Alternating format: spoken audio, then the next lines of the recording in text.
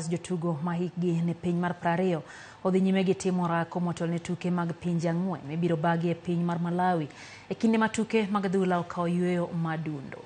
Kutane gi kocha margi Salim Babu, jotugo gono dhi nyime gi orako e alap ma Kasarani ka jotugo ma bende tugo e lig maoko kama oting'o Stanley Omondi ma kinde mokalo ne tugo ne klab mar Kariobangi Sharks noseriwore gi tim ma kamano.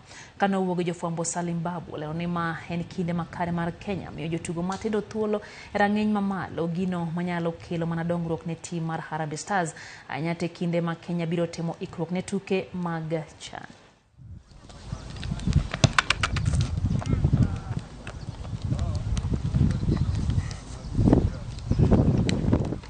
Kulingana na mimi feel team iko poa.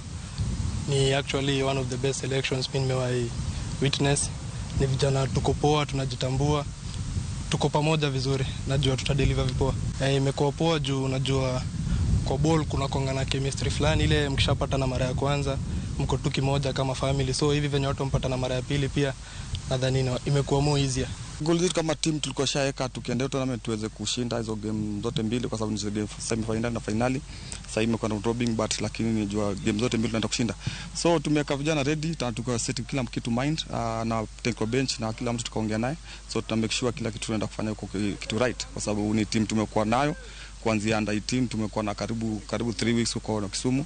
So tumekuja hapa tumekaa nao 1 week, nafikiri tuko ready kulingana na vile tumetrain.